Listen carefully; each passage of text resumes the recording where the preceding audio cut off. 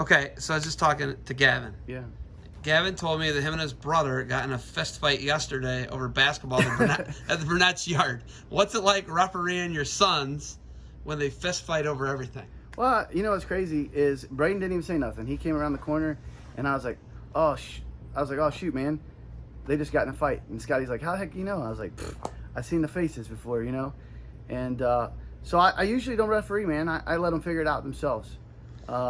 You know, usually that's the best way. My wife gets mad at me sometimes because she's like, dude, you gonna stop that? And I'm like, hey, they're grown, man. They should be able to figure it out. So I usually let them figure it out, and it doesn't take long. You know, and they did get in a fight, but 5 minutes later, you know, Gavin's like, hey, I can't find Braden. You know, kind of like he knew that probably went over the edge.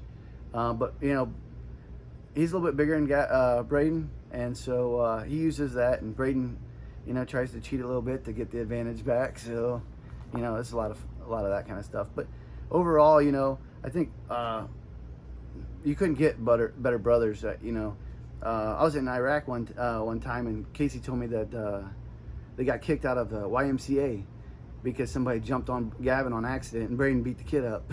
so they had to go. She had to go and cut it short. So you know, they do argue and fight a little bit, but overall, I mean, you know, they're the best. They got each other's back. That's a big part. Like a lot of kids, like it's crazy. Like some siblings don't have each other's back. Oh yeah, they definitely got each other's back, and I think that's throughout the, you know, the team thing, and the concept is, you know, I've taught these, or, you know, been around these kids for 4 or 5 years now, and try to just teach them, you know, loyalty and being together, and I think that's why they're really good. Is they know they got each other's back, and they one steps out of line, even schoolwork. You know, they're like, hey dude, you need to get your schoolwork together. So that's something that they've built with the, you know, taking an Army model and kind of putting it into the wrestling aspect, and they've done a good job. You guys have a Hammer team coming back next year. We had no state tournament this year. Gavin won as a freshman, right? Mm-hmm. But like coming back with this year's team, you guys got a shot at beating Edison. Oh, we're gonna beat them for sure. I think we're gonna be. We got 106 through 170, all state placers, probably 3 or 4 state champions at least, and then you know, we're gonna have 195. He's a freshman. Little Alvarez's brother. We'll be all right. We'll be ready. So you will have a 195. We will have 195. But like a young kid. Yeah, he'll be young, but he's really good. I mean, he understands the concepts of, you know, slowing matches down and pulling stuff off. He's real good. He's not a year-round wrestler. That's the only one we have on our team that isn't fully committed. But you don't need all of the kids to be there. You just need to have some kids that kind of, you know, help fill the lineup some, and that's what he is. Why do you have such supreme confidence in beating, you know, Edison? They were going to win the state tournament this year. They had 10 qualifiers. They were going to have some finalists, right? They had the quality. They had the quantity. They won the state duels. They beat a bunch of D1 teams. They beat Perrysburg. They beat Wadsworth. I mean, they beat really good teams. Why are you guys so supremely confident? Gavin's supremely confident. You're supremely confident. I'm guessing the rest of your team is supremely confident. Why are you guys so confident that you can beat Milan Edison? I just think we're better where their good kids are at, and then where they have kids that are maybe not as strong, we still have good kids at those weights. You know, they'll be able to close the distance on some of the points as far as, you know, they got a 285 and a 182, but other than that, I mean, you know, we had Nick Alvarez knocked off Peyton Lane, nationally ranked kid, in the finals at district. You know, he's on a tear. He's going to be tough. He'll be right there for a state title. You know, Gavin will be right there for a state title. Matt Ellis was beating Matt in 2-0 before he got pinned in the third period as a freshman. So he's right there. You got Cameron LeCure, one of the best kids. He was ranked top 20 before he tore his ACL. You know, we have Dylan Campbell coming in, one of the top ranked kids in the country at junior high. He'll be a solid 106. Yeah, I've seen him go with. He's a finalist in Fargo. Yeah. So you know, he's gonna be better than solid. Yeah. He's really good. Well, but you know, you sit there and say, "How are you so confident?" But you know, that's what we got. We got all national level kids that you know, all of our kids have brothers, and the ones that are really good have little brothers, and they're just in high school now. And you know, Gavin's little brother, you know, he's gonna be a handful by the time the state tournament comes. I love building a storyline. I can't wait. I might drive over to Coach Hermes' house and get. I want to hear what he. You know what I mean? Because it's like this is how you build rivalries. This is how you put fans in the stands if we're allowed to have them. This, you know what I mean? This is how you build interest. I don't think you're saying anything wrong. I don't think you're saying anything bad about them. But I'm just thinking you're like, hey, I'm confident how we match up. No, I am. I'm very confident how we match up. I think we're better than they are in the spots. You know, they got their freaking hammers, but I think we got more. But I'll say that. But they are definitely the other team that's in the race. You know, I can tell you, I don't think anybody's gonna even be close to us two. You know, Troy Christian had a pretty solid team last year. They lost 4 or 5 guys. So Edison, I'm not saying Edison's not in the race, but I'm gonna tell you, I feel really good about our guys. Well, yeah, but if you don't, that's who you can control, right? Yeah, but if you don't feel good about your guys, what are you doing? You know what I mean? So I can't tell my kids, hey, we can beat everybody and not beat Milan Edison, who, you know, we're talking about trying to be the best in the country, not the best in D3. And I think that's the biggest thing that my kids don't even, not that they don't think about Milan Edison and the state run, but they want to be the best team in the country. And they're doing the right things, and they're coming to the things and doing what they need to. They got the right coaching staff and the right tournaments to get them there.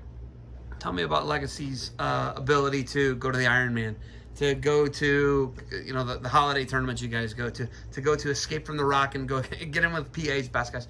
Talk about that schedule you're talking about. Like, you're saying it, you guys are doing it too. Your schedule is doing it. Right. So I mean, you know, we started a few years ago when Dayton Christian kind of fell apart, and Tom Hoskins and myself, you know, I had the younger group, and Tom Hoskins had a couple of the, you know, older guys, and I said, hey, look, you know, there's a school close to you, let's check it out.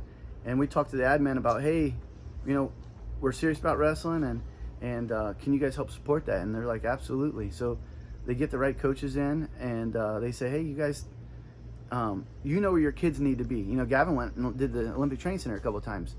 And nobody at the school cared because, you know, they're like, hey, Dad, if you know what he needs to do, then we support you because that's what we're here. We're here to partner with you guys and make sure that he gets the academic part, but he gets the athletic part too. So they've been so good to us about knowing that what our schedule needs and how good our kids are and keep pushing them. You know, this year we changed our schedule a little bit. We're going to Crown Point. So we'll be so Crown Point, Indiana. After Ironman. That's a pretty good. So after Ironman, we go to Crown Point. Chicago teams to come to that. Yeah, it's a really good. So you know, and Brownsburg's gonna be up there. You know, Jesse Mendez's dad called me and said, "Hey, we got this really good tournament." I said, "Hey, I'll ask my coach."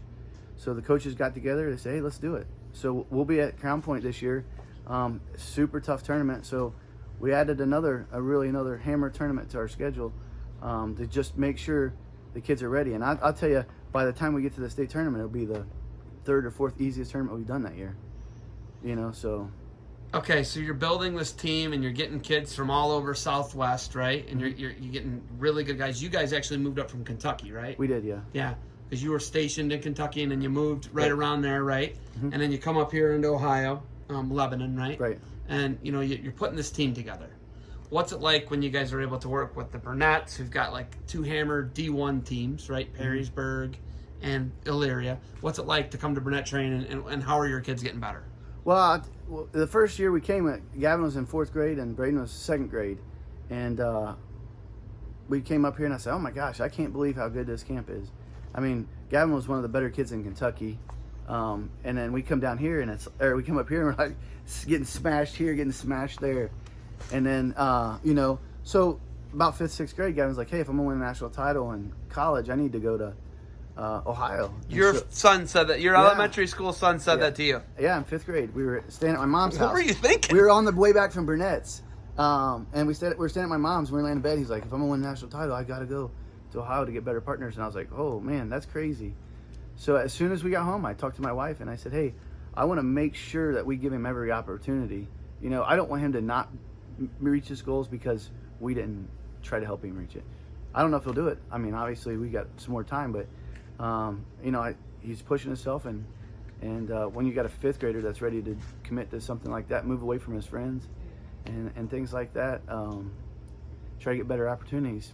I said, let's do it. And then ever since then, I've I got the little group of kids that wanted to work out with Gavin.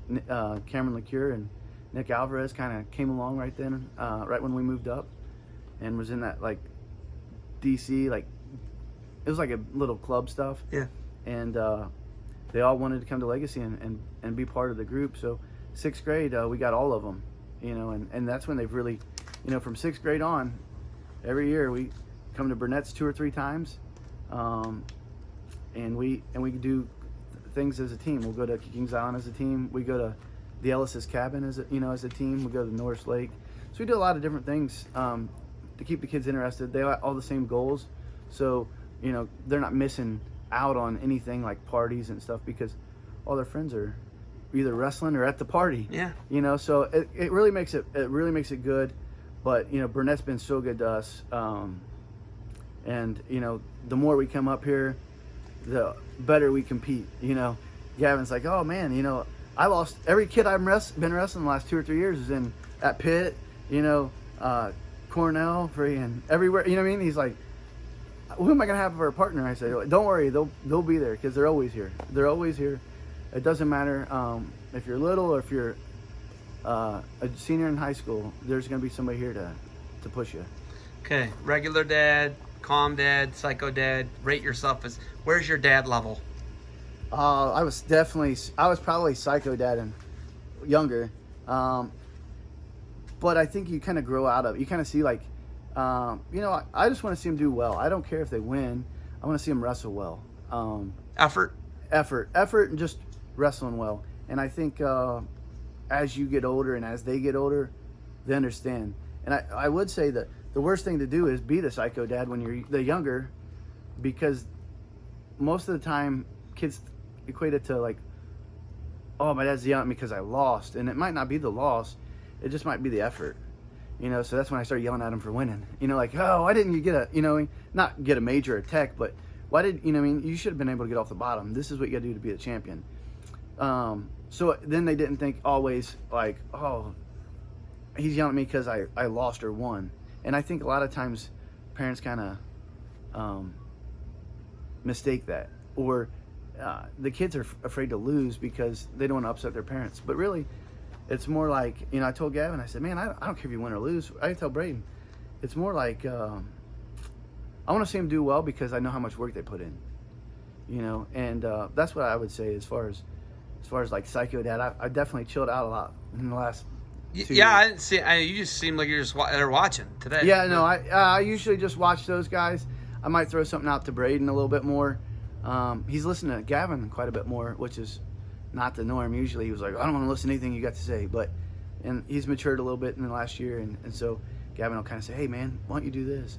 So I kind of like try to pick up some of the other guys, the younger guys we got, kind of tell them, hey, look, you're doing really good. You're wrestling 4 or 5 positions, but then you're afraid that you're not going to know what to do the next position, so you just dive in on a leg.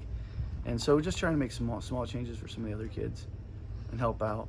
So it sounds like you're just want them to do well. No, yeah, I want everybody to do well. I like that. Everybody do well on a team, and everybody that comes into our room, I want to see them do well. I just want kids to get better. I like it. You got anything else for me? No, thanks. I appreciate it, man.